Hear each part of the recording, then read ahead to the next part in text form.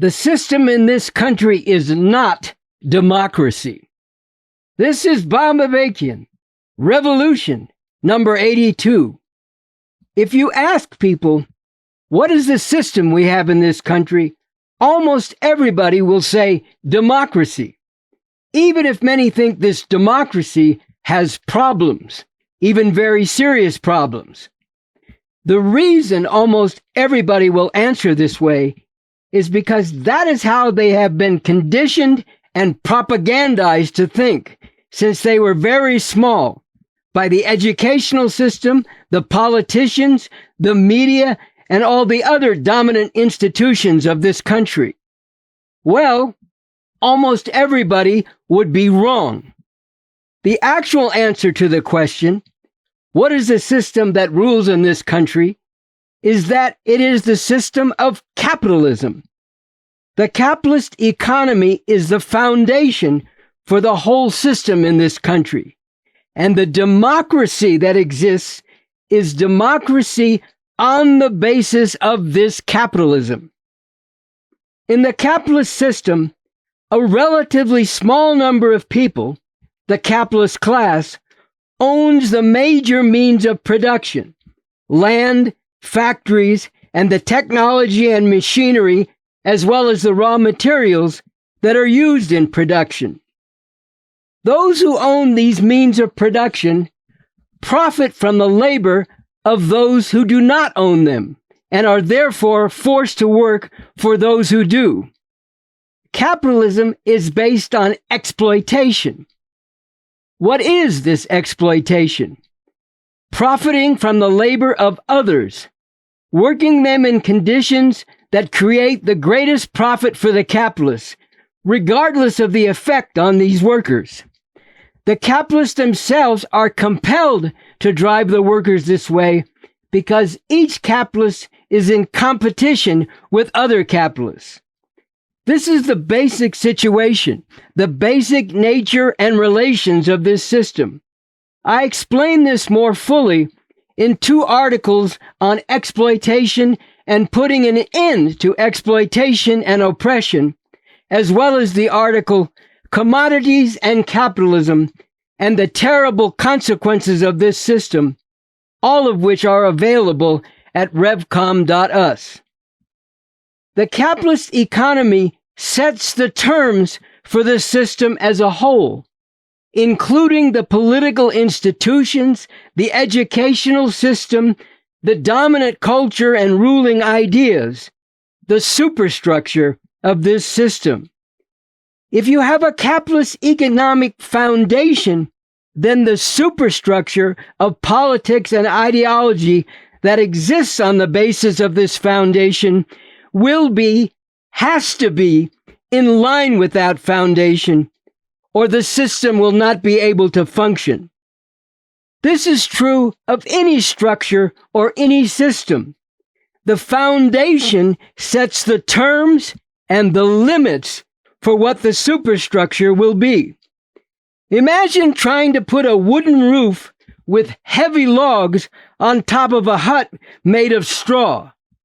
The whole thing would collapse. And the same applies to the superstructure of the capitalist system. The democracy that exists in this country is and can only be democracy that is based on, serves, and is limited by the capitalist system of exploitation and oppression, or else the system will not hold up, will not be able to function. Under this system, any rights that people have, as well as the law and the rule of law and the political process as a whole, all of this is shaped and limited by what will serve the capitalist system of exploitation and the interests of the capitalist class that rules in this system.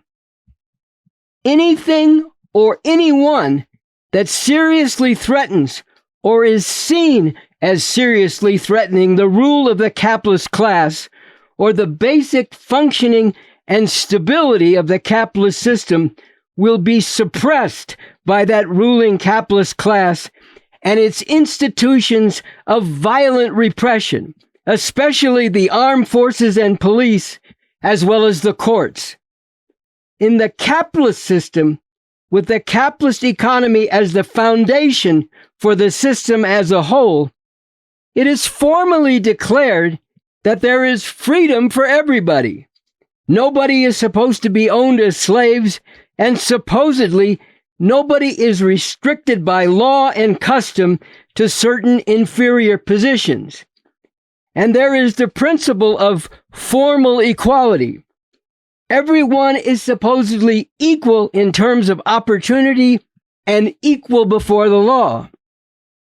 In reality, of course, things don't work that way, because money talks and people with more money have more influence. And again, those who have acquired a great deal of wealth through capitalist exploitation have power that others do not have. Most fundamentally, there cannot really be equality between the capitalists who own the major means of production and those who do not own them and are reduced to working for the capitalists. In a real sense, those who do own the major means of production have the power of life and death over those who own no means of production and also have no specialized skill or high level of education, because those in this position can only live if they are being exploited by the capitalists. For masses of people, if they cannot get hired by and exploited by those who own the means of production, they will be left with no legal and legitimate means to live or provide for a family. All this is an expression of profound inequality, including inequality of opportunity. The capitalists who own means of production have the opportunity to get rich, while those who do not own means of production, and again, are without any specialized skill or high level of education, have the opportunity to be exploited or to starve or to turn to hustling or crime in one form or another. Further, in this basic relation of exploitation, the outward appearance is that there is equality. The capitalists pay a wage to the workers they employ in exchange for the labor the workers carry out for the capitalists.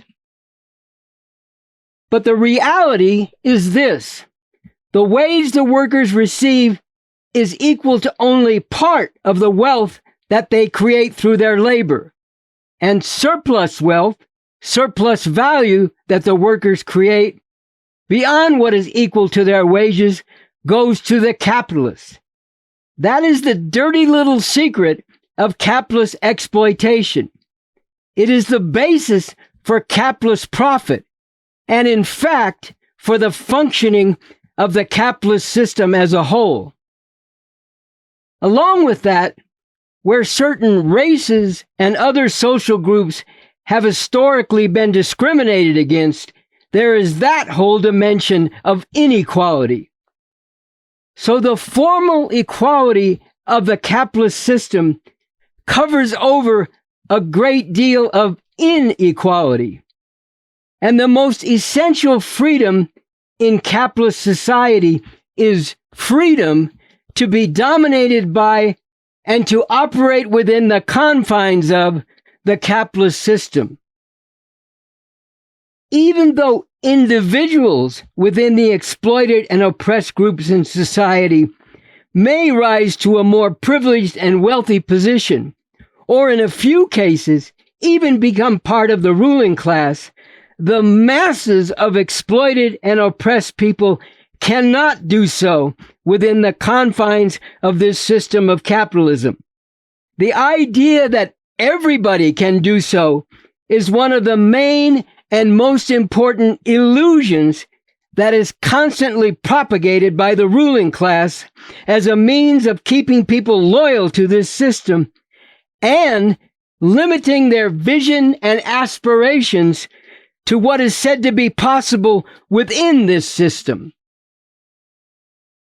Next, I will get further into how this system and its rule over the people actually functions, and specifically why the basic decisions about the direction of society are not decided by the people through elections.